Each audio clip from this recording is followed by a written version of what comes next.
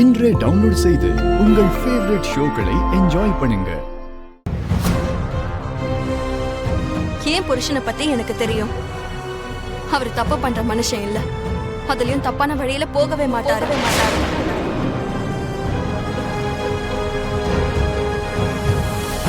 இந்த ஜனங்க அந்த டிவி சேனல்ஸ் என்னதான் கத்தி ஆர்ப்பாட்டம் பண்ணாலும் அது எதுவும் ஏன் காதல விழாது.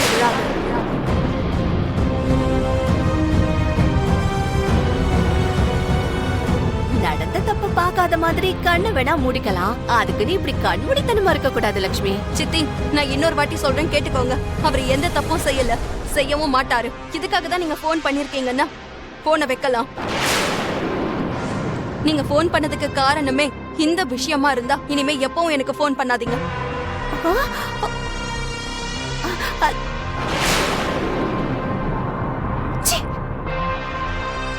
உன் வாழ்க்கை நாசமா போகுது பாத்துக்கடி லட்சுமினா. அத பத்தி எனக்கு தெரியும். நீ ஒண்ணும் அத பத்தி கவலைப்படாத சித்தி.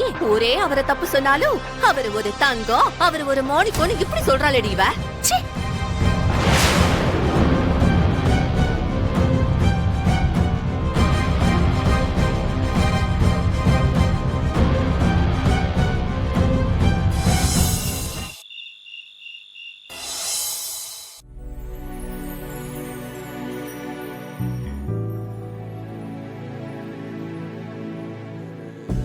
என்னங்க, என்ன வேணும்னு சொல்லுங்க, நான் தேடி தரேன். தூக்க மாத்திரை. எல்லாத்தையும் மறந்து தூங்கினாதான் என் மனசுக்கு ஓரளவுக்காவது நிம்மதி கிடைக்கும்.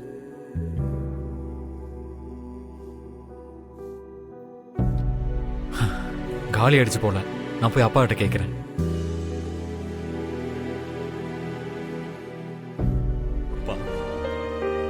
மித்ரா, எல்லாரும் வேணா இந்த பொய்யை இன்னைக்கு நம்பலாம். நாளைக்கு கண்டிப்பா அவங்க உண்மை என்னன்னு தெரிஞ்சுப்பாங்க. உலகம் எப்படி நினைச்சா என்னப்பா? நாங்கெல்லாம் உனக்கு துணையா இல்லையா? உன்னோட குணத்தை பத்தி எங்களுக்கு தெரியாதா?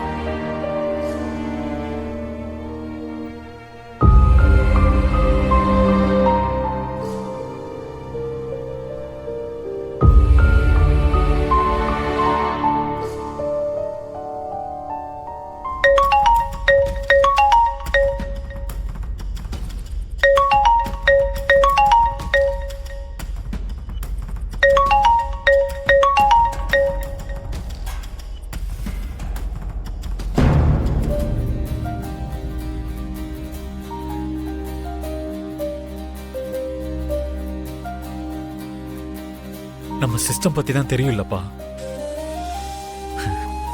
ஒரு பொண்ணு என்ன சொல்றாலோ அதான் உண்மை. ஒரு ஆண் கத்தி சொன்னாலும் அது பொய்யாயிடும். உன் பாதையில விழுந்த ஒரு சின்ன முள்ளுப்பா இது. கொஞ்சம் குத்ததான் செய்யும், அது வலியையும் கொடுக்கும். அதனால உன்னோட பயணம் நின்னுடாதுல்ல. அந்த முள்ள பிச்சு ஓரமா எரிஞ்சிட்டு முன்னோக்கி போயிட்டே இருக்கணும். அண்டர்ஸ்டாண்ட்? பெரியப்பா சொல்றதும் கரெக்ட் தான். Don't worry, everything will be all right. இத பத்தியே யோசிச்சுட்டு வருத்தப்பட்டு இருந்தா அப்ப எங்களுக்கும் வருத்தமா இருக்கும்லண்ணா. நீ இந்த பெரிய சிக்கலுக்குள்ள இருந்து சீக்கிரமாவே வெளியே வந்துருவ. ஓகேவா? மித்ரா, நீ இப்படி டல்லா இருந்தா எங்களுக்கெல்லாம் கஷ்டமா இருக்குடா. இப்படிப்பட்ட பிரச்சனை எல்லாம் வரும் போகும். இந்த மாதிரி நேரத்துல தான் நம்ம ஸ்ட்ராங்கா இருக்கணும். சரியா?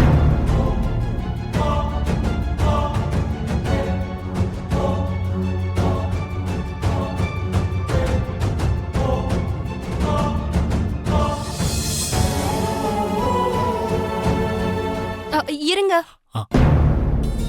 இப்ப இந்த ஸ்லீப்பிங் பில்ஸ் தேவையா? தேவைதான். நடந்ததெல்லாம் நான் மறந்து தூங்கணும்னா இது தேவைதான்.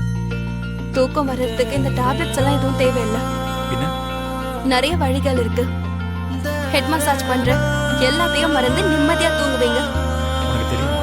எங்க தாத்தாக்கு நான் அப்பப்ப பண்ணுவேன். இருங்க.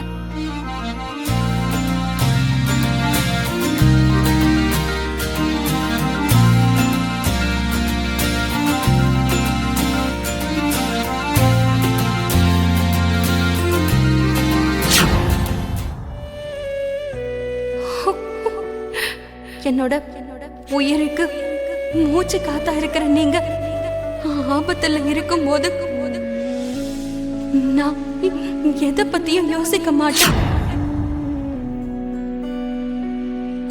நீங்க இல்லன்னா நானும் இல்லங்கிறது எனக்கு தெரியும். அப்படி இருக்கும்போது உங்களுக்கு மட்டும் ஏதாவது ஆச்சுன்னா அதை நான் பார்த்துட்டு சும்மா இருப்பேனா?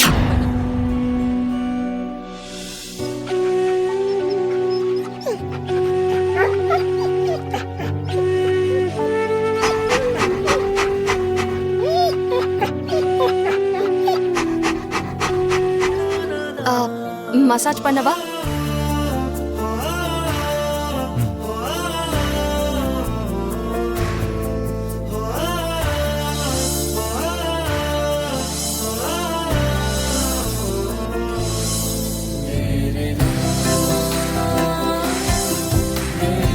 எப்படி இருக்கு? நல்லா இருக்கு.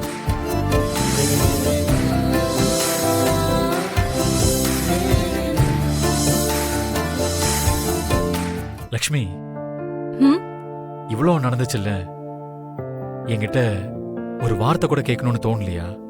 என்னன்னு? என்னங்க நீங்க என்ன பண்ணீங்க, எதுக்காக அப்படி பண்ணீங்கன்னு? நீங்க ஏதாவது தப்பு பண்ணிருப்பீங்கன்ற ஃபீலிங் எனக்குள்ள இருந்தா அப்படிப்பட்ட கேள்விகள்லாம் எனக்குள்ள இருந்து வரும். நீங்க எந்த தப்பும் பண்ணிருக்க மாட்டீங்கன்ற நம்பிக்கை என் மனசுல இருக்கும்போது அப்படி ஒரு கேள்வி கேட்கணும்ன்ற யோசனையே எனக்கு வராதுல்ல. எவ்வளோ பாசிட்டிவ் மைண்ட் செட். ஒரு பர்சனை இந்த அளவுக்கு புரிஞ்சுக்கிற மெச்சூரிட்டி உனக்கு எப்படி வந்தது லக்ஷ்மி? நடந்ததெல்லாம் உனக்கு எப்படி எக்ஸ்பிளைன் பண்றதுன்னு யோசிச்சுக்கிட்டு இருந்தேன். ஆனா நீ இவ்வளோ அழகா புரிஞ்சுப்பேன்னு நான் எதிர்பார்க்கவே இல்லை. நீ எப்போ ஒரு புது விஷயத்தை கத்துக் கொடுக்கிற ஒரு சிறந்த புத்தகமா இருக்க.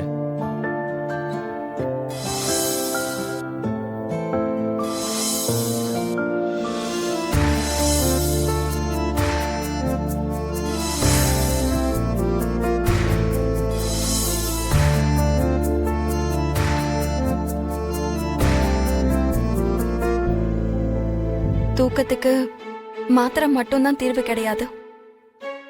மனசுல இருக்கிற பாரம் குறையிற அளவுக்கு பேசுற மனுஷங்க கூட ஒரு தீர்வுதான்.